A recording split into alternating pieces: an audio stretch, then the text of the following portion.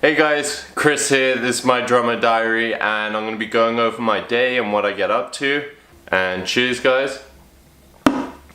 Alright, so today I'm thinking I'm going to get up to something a little bit different. Last video I spent some time trying to find a collaboration and I ended up composing a loop on Logic and then recording drums over that, making a video out of it and then putting that on my Instagram. Today I think I'm going to spend a little bit more time just practicing. I started messing a little bit of 11/8 yesterday, which was something new for me in a sense. I've played with odd time signatures obviously before, but really trying to get some new ones down that I haven't done so much, you know, 7/8 and even 9/8 and stuff. I feel a bit more used to, but I'm going to start getting into some of the crazier things, so we'll see how that goes. I'll record that, and yeah, I'm not sure what else I'll get up to, but I'll take you guys with me, so enjoy.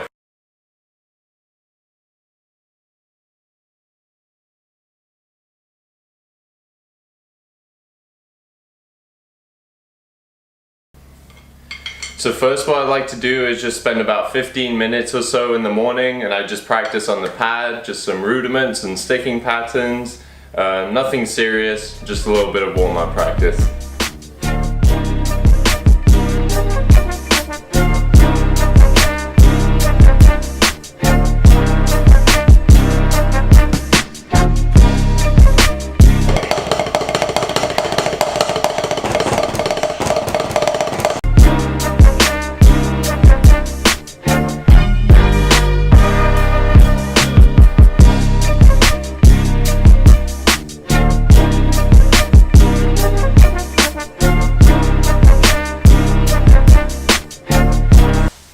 So just need a vacuum real quick, do my drum mat, do the apartment, get that done, and then back to drumming.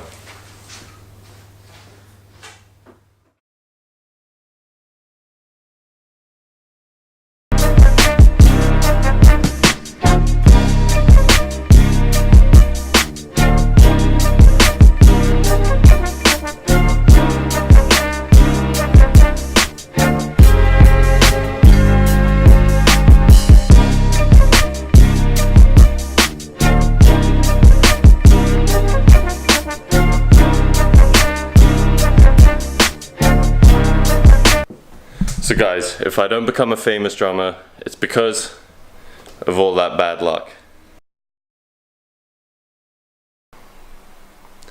Alright, so might seem irrelevant to the whole music thing, but actually cleaning the house is just something that I feel is so necessary just for the sake of my own sanity, and especially when, you know, I'm trying to be more clear-headed and focused on music. If I have a messy surrounding and a messy environment, that becomes a bit more difficult and a lot more stressful, so clean your house.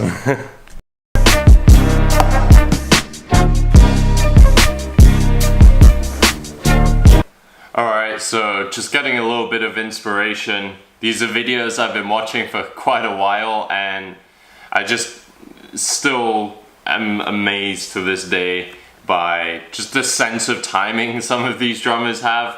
You've probably heard of them, Tony Royster Jr., Aaron Spears, all those crazy chop guys, and yeah, I mean, Jesus, here we go.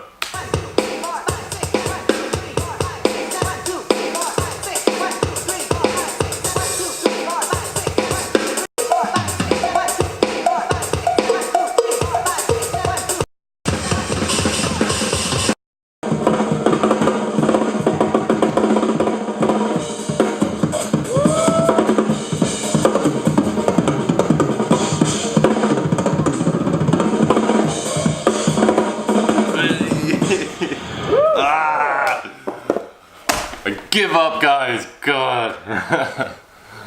Alright, now it's time to drum. Just gonna set everything up. I think I'm gonna start out playing on 12/8 for a little bit.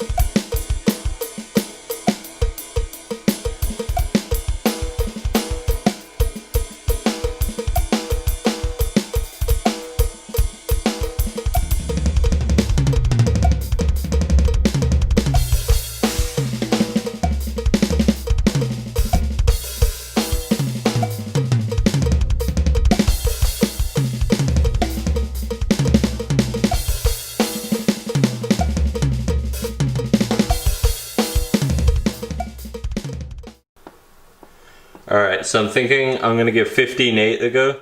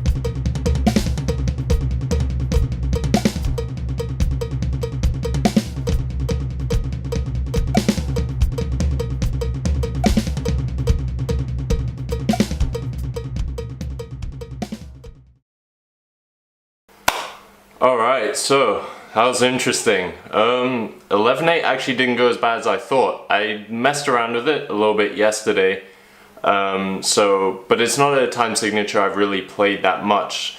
It's always been like 7/8, maybe a bit of 9/8, 5/4, but that was about it, and obviously 4/4.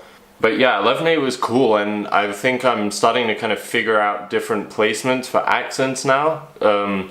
Because you know, when I first come across, or at least my process was that when I first start with a new time signature that I'm not that comfortable with, it's kind of about just firstly starting with a simple beat and finding those accents. And once you kind of, you build that in you and you get that groove, it's like 7/8, like it used to feel very weird, but after some time it just became very natural, and that's what I'm kind of hoping to happen with this. And I think I see that potential with 11/8 so far, because I'm starting to get a little bit more comfortable in the groove and I'm finding more opportunities and potential for different sticking patterns and accents and different placements essentially. That'll be cool to mess around with, and I'm sure there'll be plenty of new ideas that arise from that. Now, 15/8 I believe it was, on the other hand, that was a bit difficult, and as you saw, I don't think I was too successful. I've never really played around with that time signature, or if I have, not that I remember, so yeah, I think that was kind of to be expected, but I'll probably give that another go in the near future, if not maybe later on. And yeah, I think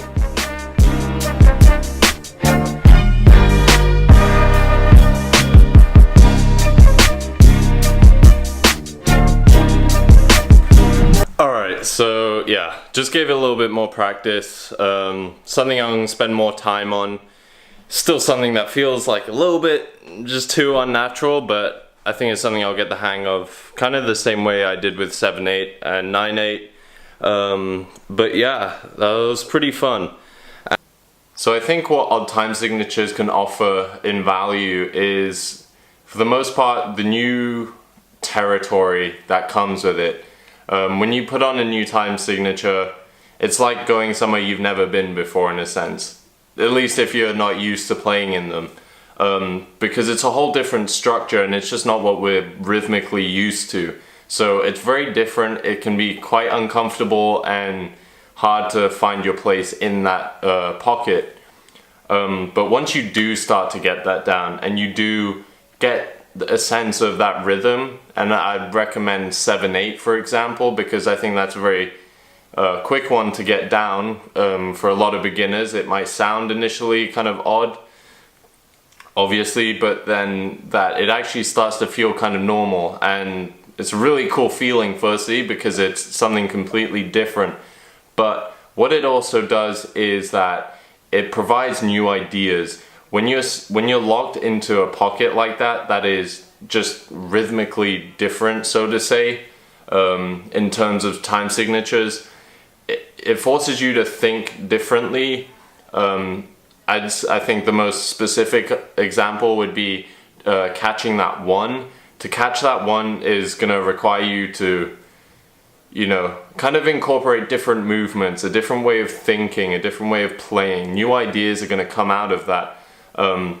You'll also find, say, if it's a more extended polyrhythm or odd time signature, you're able to fit in some extra notes into a fill that you usually do before the next one comes, or vice versa, where it cuts off earlier than what you're used to, say in 4/4, and it forces you to make kind of a quicker fill. Or I don't know if you see what I'm getting at here, is essentially that you start manipulating a lot of variables in your playing. When you do fills, when you do grooves, a lot of that's being affected obviously because the odd time signature, so it makes you think outside the box and new ideas start to arise. And I think that's what I'm trying to get at here.